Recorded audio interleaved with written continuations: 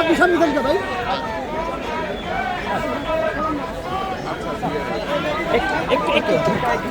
একটু ঢুকাই দে।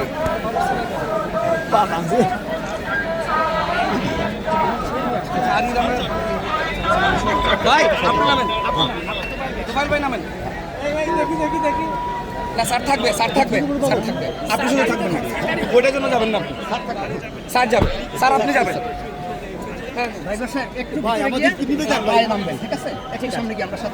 বাবর ভাই কিছু বলবেন? 17 বছর পর নেতা অনুমতিটা বলবেন স্যার। স্যার একটু কিছু দোয়া করবেন আমার নেতা যাতে